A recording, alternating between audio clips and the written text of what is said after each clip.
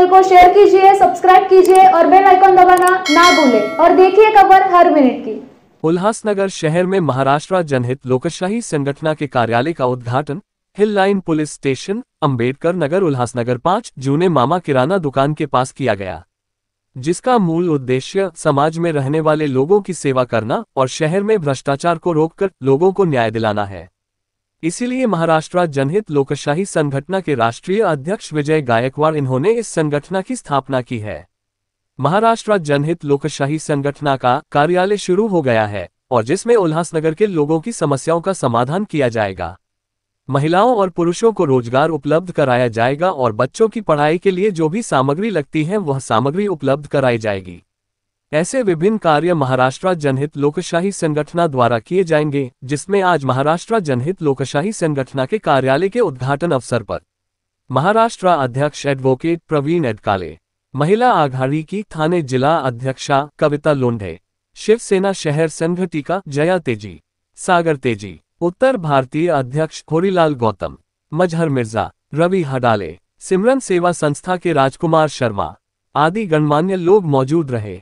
साथ ही महाराष्ट्र जनहित लोकशाही संगठन के उल्हासनगर 5 कार्यालय के उद्घाटन के अवसर पर किरण शेख, उप विभाग अध्यक्ष, सभासद लक्ष्मी दशरथ जाधव, मीना गायकवाड़, संगीता सालुके, पिंकी बनपटे, संगीता सोनावणे, संस्था से जुड़ी इन सभी महिलाओं को निवेदन पत्र दिया गया है। Siddharth Mokale, G20 news, Ulhasnagar. जनहित लोकशाही संघटन यांचे इथं कार्यालय जो ओपन होत आहे हे तुमच्यासाठी खूप आनंदाची गोष्ट असली पाहिजे, कारण तुम्ही आता इथं आलो, आम्ही मॅडम आलेत, तुम्ही सर्वांनी आपली त्रास सांगितला, आम्हाला काय त्रास आहे, पण जर जसं सरांनी सांगितलं, हुरीलालनी सांगितलं, जोपर्यंत तुम्ही सगळं मिळून एक होत नाही तोपर्यंत तो प्रॉब्लेम सॉल्व्ह होणार नाही। त्यासाठी एक तुम्हाला एकत्र करण्यासाठी एक इथं ऑफिस ओपन झालेलं आहे आणि जर एकाला त्रास आहे तर बाजूच्यानी पण तो त्रास स्वतःनी पण एक्सेप्ट केला पाहिजे, त्याचा त्रास दूर करण्यासाठी स्वतःही पुढे आलं पाहिजे।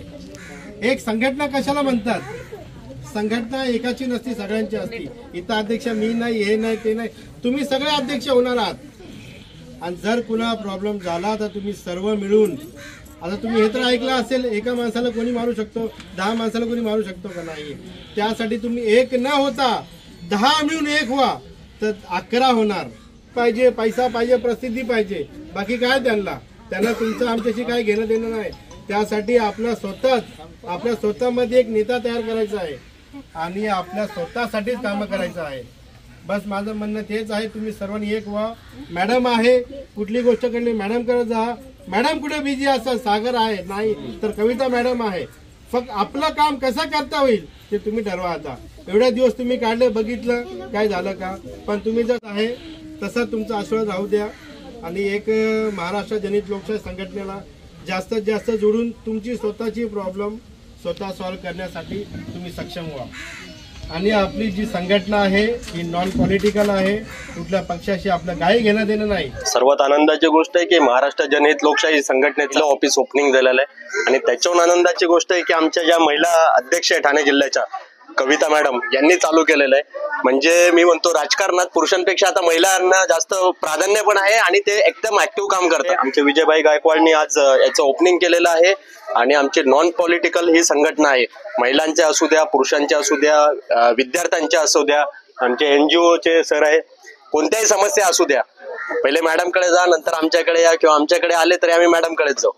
त्याच्यामुळे आपण एकमेकांना सगळ्यांना सांभाळून आपण समाजासाठी चांगलं जे काम करता येईल, जिथं मॅडमची गरज लागेल तिथं आपण हक्काने मॅडमला बोलवून घेऊ आणि ते काम चांगल्या प्रकारे करण्याचा आपण प्रयत्न करू, समाजाला एक चांगली दिशा दाखवण्याचा प्रयत्न करू, समाजात चांगला आपलं जे आहे काम ते समाजातील लोकांपर्यंत पोहोचलं पाहिजे, बहुजन लोकांना पण न्याय भेटला पाहिजे, जिथं जिथं न्याय नाही भेटणार तिथं तिथं आपल्या लढायची पण ताकद ठेवूया। एवढं बोलून 2 शब्द संपवतो। जय भीम, जय भारत, जय संविधान।